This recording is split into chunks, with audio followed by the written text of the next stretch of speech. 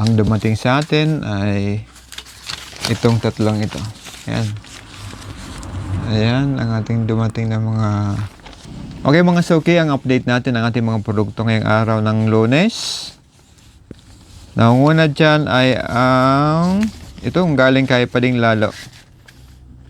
Ang mga nakalagay dito ay yung asukal, palm oil, mga kupiko, chlorine, elbow macaroni, cow belly bop, lion tiger, Adji Blue, sandubag, 10x40 na plastic, tapos yung size wrapper, tapos itong suka na 100 ml, 200 ml na suka, kanto na kalamansi, at Lucky Beef, chili mansi, Tops Blue, itong Jolly Well Corn, saka Jolly Cream Corn, Energen Choco, at saka yung harina natin, yung mayon ang brand, at saka yung asin.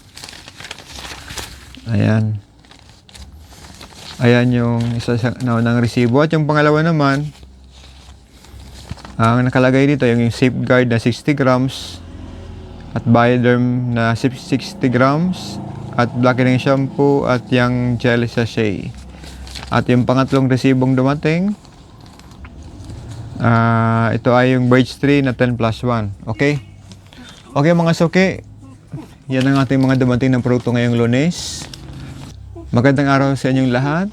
Maranalo po si Nogabos. Ako po si Joseph, Sari-Sari Store Owner. Ito po ang ating mini podcast na pang 24. Nakapang 24 na tayo, 24 na. Okay. Ang pag-uusapan po natin dito ay ang mga update ng ating mga produkto, yung presyo simula noon hanggang ngayon.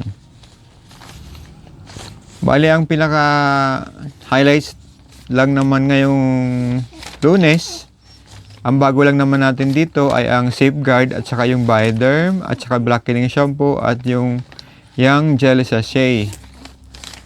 At dito naman sa ibang resibo, ang bago naman dito ay yung Jolly Well Corn, Jolly Cream Corn. Yan ang mga bago sa ating supply. The rest ay dati pa rin po ng last week na mga items na lagi natin in-order.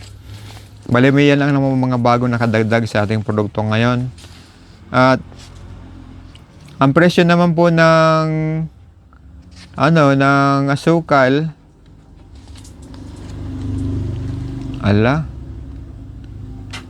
parang parehas din hindi pa ata ito nakukorek Yung palm oil natin ay dati pa rin. Wala rin namang nagbago ngayong Lunes.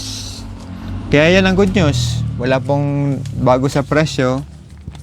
Ang mga produkto lang naman talaga natin ngayon talaga, yun lang naman ang bagong mga dumating natin. Pero yung mga presyo naman, wala naman nagbabago pang mga presyo. Kaya siguro yan ang good news, walang bumago ng presyo at wala rin namang bumaba.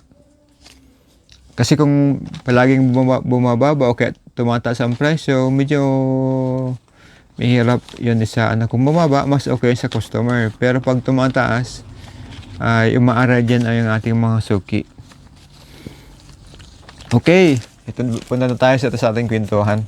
Parang madaming SKU pero mangilan-ngilan lang na piraso ang order. Mahirap siyang ihanda kumpara mo dun sa bumibili ng maramihan na halimbawa, bili ako ng gatas, kaya tagi-isang haba. Halimbawa naman kung diaper, tagi-isang pack. O halimbawa yung 40, okay, kalahating pack nun. Pero kapag bumaba dun sa mas, dasin-dasin medyo mahirap-hirap na siyang ihanda. Tapos kung dito naman sa ating mga, sa mga kape, gatas, tsaka yung mga Milo. Kapag naghahanda ka niya may bibili sa'yo ng kalahati, let's say, yung Milo, di ba, 12 pieces yan. Kung bibili sila ng kalahati, di magiging 6 na lang. Mantakin ba naman kung ang lahat ng orderan ay kalahating Milo, kalahating Bear Brand, kalahating Birch Tree, kalahating Gobico, lahat tika kalahati. Medyo mahirap siyang ihanda. Pero binta pa rin naman yon. Pero yun naman talaga ang negative side sa ganitong sari-sari store, kasi ang bibili naman talaga sa iyo niyan, lalo pa sa pagtingi-tingi ng binibili, madaming SKU ang pinipili, pero kakaunti lang naman ang halaga. Pero binta pa rin kasi kahit paano, pera pa rin naman yan. Kaya lang nakakapagod nga lang minsan. Minsan ba o araw-araw? Kasi kami lang naman dito nag-aayos tindahan, nagbibinta ng mga produkto. At pag umaga, mag-ayos. Pagka naman, doon lang talaga ang routine natin araw-araw. Mag-ayos ng stock, magdi-display ng stock, mag-inventory ng mga produkto, at mag-order na naman sa hindi. Yun lang naman ang cycle doon. Kaya, meron ako doon nakita doon sa, para daw ma-maximize mo yung kita ay, dapat mas mabilis na mag-turnover yung mga items na nabili mo. Halimbawa, ang binili mo ngayong week, let's say, meron kang 10,000. Kapag ang 10,000 ay na paikot mo siya ng mga 2 beses sa bawat linggo, let's say kung ilan na lang yan, mga 8% o 8% ng 10,000, ilan ba yan? Let's say may 10,000 ka times 8%, ayan, 800 pa lang nga lang naman, kung 2 beses mo siya sa isang linggo mapapaikot, di meron kang 1.6. Tama ba, kung sa isang buwan yan, 1.6 times 4, di 6,400. Paano kung kung mas malaki-laki dyan ang nabibinta mo sa isang linggo? Paano kung isang araw lang yun? Siyempre, kung mas mabilis mag-turnover yung mga items na mga nabili, di siyempre, una dyan, kulang yung mga madadamage, kulang mag-expired. Kasi mabilis siyang mag-turnover. At kung mabagal naman mag-turnover yung mga produkto mo, ay mag-overstocking lang. Kaya nga tinitingnan ko aking mga paninda minsan-minsan. Alin bang produkto dito ang nagiging stagnant lang dyan sa estante, o kaya matumal siyang mahina siyang buminta. Pero ang mga paninda naman kasi natin, hindi naman yan lahat ay nagsasabay-sabay na bumibinta. Meron naman tayong mga paninda na let's say, pero ang pinakamabinta naman talaga sa ganitong ating negosyo, kapag may school, ang mabinta dyan, kalimitan yung mga cracker, mga ganon, gatas, kape, mga soft drinks, mga junk foods, yan ang humahataw dyan. Kapag araw na naman ng Huwebes at saka Biyernes, ang humahataw naman dyan ay yung sabon. Yung panglaba, alam mo na, Saturday and Sunday ang naglabahan yan sa mga araw na yan. At dito naman sa mga sa mga noodles, mga cup noodles, ito naman, ang cup noodles naman, nabibinta naman yan tuwing halimbawa maulan, yan, tinatamad na magluto, ayan, tinutubigan na lang ng mainit, solve na sila doon. At kung nagmamadali naman, lalo kung na-late na gumising, alam mo na bibilihin yan, itlog or yung mga instant noodles. Yan ang mabibinta sa'yo. Pero dito naman sa amin, palaging ang mga Nestle product ay mabinta yon. Kaya lang, meron naman silang mga produkto na matumal buminta. Ang matumal dyan, yung halimbawa, yung creamy latte, medyo matumal siyang buminta. Pero yung creamy latte natin, mayroon pa naman siyang less 20. Naka-less 20 pa eh. Meron pa siyang less 20. Meron pa ko doon sa bodega, hindi pa siya nabibinta. Dito naman sa mga gatas na pangbata, ang naubos natin, walang dumating sa atin ay yung Bear Brand Junior. At saka yung nido na 135 grams, yata yun, hindi pa na, no? Wala pa tayong na-order niyan. Yan ang kailangan natin, dapat ma-replenish na stock. Kasi naubos na last week. Pero sa mga Milo naman, ang mabenta naman dyan ay yung maliliit na sachet. Yung mga single. Pero dito sa aming tindahan po, yung mga single na Milo ay hindi naman namin tinitindahan ng paisa-isang sachet. Binibinta namin siya ng pandalawahan. Kaparehas lang sa twin pack. Kasi ang price niyan, tingnan natin dito para sigurado. Milo twin pack. Okay. Ang Milo twin pack 138. Kung 138 siya, divide by walong pares, 17.25. Divide by 8.62. Kung yung Milo naman na single, 108 divide by 108, ano ba yun? 108, ay kita mo na. 8.62 sa twin pack. Kung hatiin mo siya sa dalawa, ito naman 108 divided by 12, 108 divided by 12, papatak ang piraso. Ay, mahal nga na naman. Pero parang hindi ito napapansin ng ating mga suki. Okay. Alam niyo mga suki, mas matipid kung bibili kayo ng Milo twin pack. Alam niyo po ba kung bakit? Kasi yung twin pack na yon, pag ginati nyo sa dalawa, ang presyo lang po 138 divide by 8, 17.25 divide by 2, 8.62. Comparison mo siya doon sa single. Ang single po ay 9 pesos ang bawat isa. 0.37 ang difference. Mantakin mo yung 0.37. Yung 0.37 na yon, pag naipon mo yan, pera pa rin, di ba? Kasi yung 9, yung isa yung 8.62. Di doon ka na sa pwede mo naman siyang hatiin sa dalawa. Tapos ibibenta mo, pwede mo siyang itingi ng tig-10, kita ka pa doon. Kasi yung single, ang presyo niya ay pumapatak siya ng 9 pesos per sachet. Yan, tikita niyo. Ay, tikita niyo ang difference, 0.37. Sabi ko kanina, magkaparehas lang. Ito pala, yung pala ay mas mataas palang presyo nun. Buti lang, chinay ko ulit.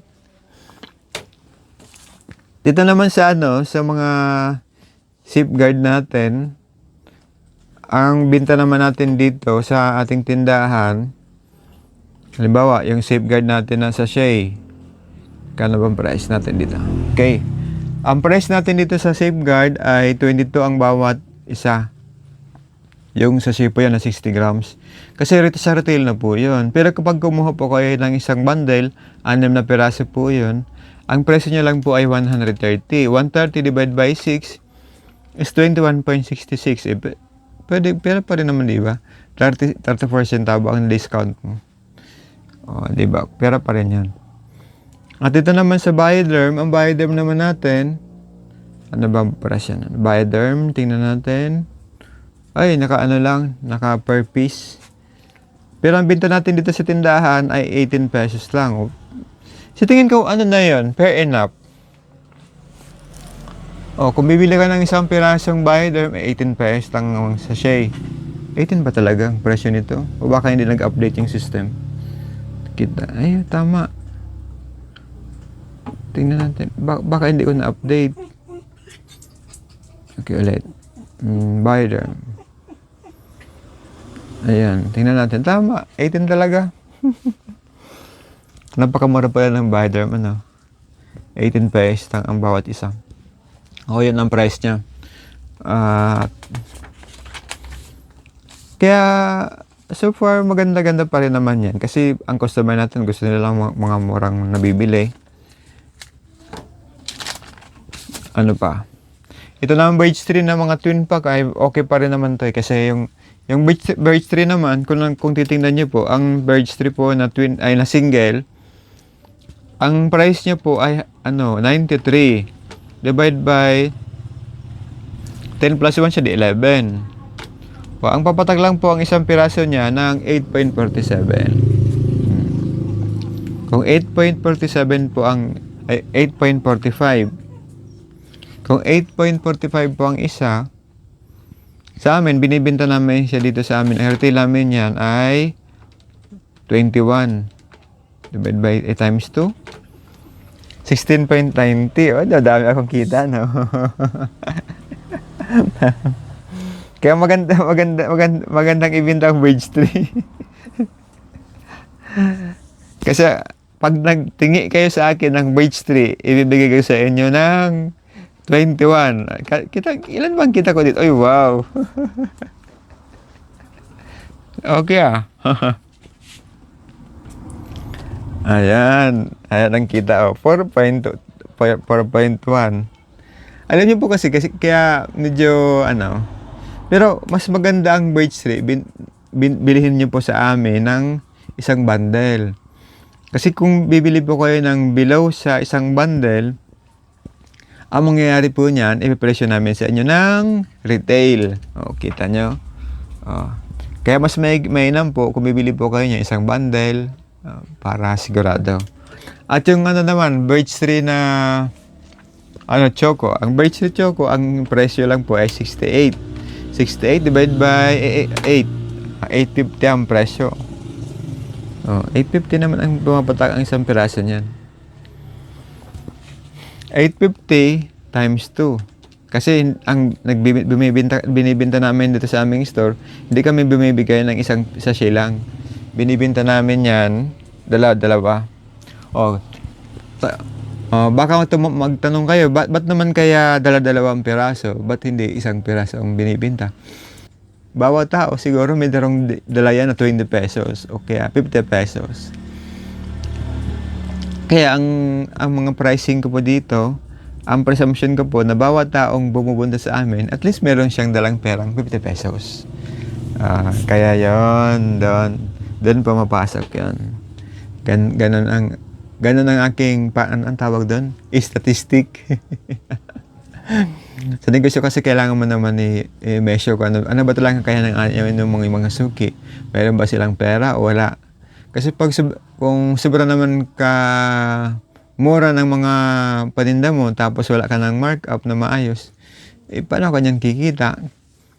Yung isa nga naming customer, tinanong ko siya, sabi daw nagtitinda daw siya ng bigas. Tapos sabi niya, di dapat ang markup niyo sa bawat isang kilong bigas, lagyan niyo po mga at least 5 peso o 5 pesos per kilo.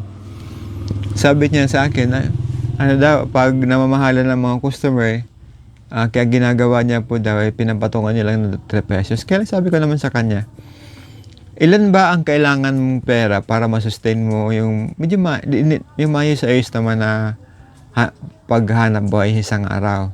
Sabi niya sa akin na 1,000. O kung kailangan mo ng 1,000 peso isang araw, ilan bang kilong bigas ang kailangan mong ibenta para maabot mo yung yung 1,000? Kaya doon ko siya tinanong. Di kung nag-markup lang siya ng 3 pesos, o di yung 1,000 divided by 3 pesos. Dami. Ilang kilo yan? 330 ang isang sako? Ilang kilo? O dapat makapag-retail siya ng mga almost 6.66 sacks na bigas para makuha niya yung 1,000 kung sa tigit 3 pesos. Samantalang kung 5 pesos ang markup niya, ang bawa, ang target mong dapat makuha 1,000 isang araw divided by 5. Okay, di 200 lang na kilo, almost 4 sacks lang yan. Unlike doon sa 6 lampas nasakot kalahati na bigas ang kailangan mo i-retail para makuha mo lang yung 1,000 na kita. Doon ko na sa sa 200 lang. 'Di ba? Kaya syempre ito naman ay sa aking assumption, malay natin kung gusto rin niyang gawin 'yon. Yan lang na sinabi ko kasi tinanong ko kasi yung kanina sa aking customer. Kasi nagtitinda daw siya ng bigas. Ayan, kaya nasagot ko naman yun. Kaya ganun ang ginawa kong pagtatanong sa kanya. Baka naman ibalik nyo sa akin yung tanong na yon. Alam nyo po kasi sa akin, ang style ko naman dito sa amin, sa pagbibinta, kapag bumili kayo ng mas may yung tingi na o retail na talaga, mahal ang binta ko. Kasi, para kumita ka naman. Pero pag bibili ka po ng medyo marami-rami, siyempre, discounted naman ang price. Ganun naman talaga ang sistema natin. Kumbaga sa, hinahabol mo naman doon, ay yung sa volume. Pag doon naman sa, pero ang mas kumikita talaga, doon sa tingi, sa per piece. Mas maganda doon ang kita. Kaya nga tinong lang yung mga sabon na lang, yung sabon. Kapag nitiningi mo yung wings, ang presyo ko niyan sa'yo ay 7 pesos per piece. Pero kung bibili kayo ng mga 6 pesos lang. O di, nag-increment agad ng 1 peso. Di ba sa retail? O di, mas madami-dami pag retail. Ganun talaga sa retailing. Mas madaming kita kung mas bibili sila ng paunti-unti. Kaya lang, paano kung bumili yung customer mo ng yung kaya kanina, yung aming suki ay bumili ng napakaraming scale pero madami naman yung kanyang binili. Kaya lang, mahirap siyang ihanda pag madaming scale tapos tigka-kaunti lang. Okay, mga suki, siguro ang ating challenge na nangyari ngayong araw na to. Sa ating mga presyo naman, update ko sa mga update natin, wala naman tayong price increase ngayong araw ng Lunes. Siguro baka yung gas kasi ang pag first week of the month nag-i-increase yung mga gas natin. Pero sana wag naman sanang mag-increase kasi wala pa naman tayong bagong deliver na gas. Kaya yung ating mga suki na baka gusto pa maghabol, pero kaya lang sarado na kami ngayon. Kasi gabi na eh. Pagbukas namin bukas, kapag mayroon ng deliver na bago naman ang presyo ng gas. Ganun talaga yon. Okay mga suki, dyan na siguro magtatapos ang ating mini podcast ngayong araw ng Lunes. At ipopost po natin siya sa araw ng Martes. Ito po ay pang 24 ng episode ng ating mini podcast. Okay? Kung meron po kayong katanungan, gusto niyo pong itanong sa akin, mas mainam po na ilagay niyo po doon sa comment section. Sa Facebook o kaya sa YouTube na doon po tayo nagpo-post ng ating mga videos, mga updates. At kung mamarapatin niyo po, pwede naman po kayong mag-follow sa akin sa Facebook at pwede rin naman kayo mag-subscribe sa aking YouTube channel.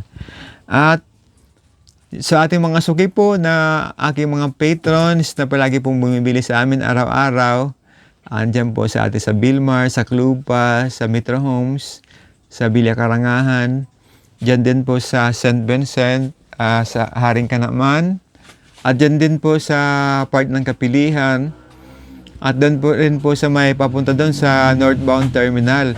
Meron po tayong suki, yung ating mga suki na mga seniors na nakakawat pa sa atin dito. Maraming salamat po sa inyong lahat. At dito rin po sa aming mga neighborhood dito sa Philippine. Yung ating mga suki rin po dito, maraming salamat din po sa inyo. Sana po ay huwag po kayong magsawa sa aking bumili. Damihan niyo po ang inyong bibilhin para naman po ako ay kumita. At doon po sa hindi pa naman namin mga suki, madali lang po kaming mahanap. Una po, pag dumaan po kayo dyan sa may kanto ng Kalawag Elementary School, bilang lang po kayo ng 3 poste. Ang tapat po ng 3 poste, ayan na po ang aming sari-sari store.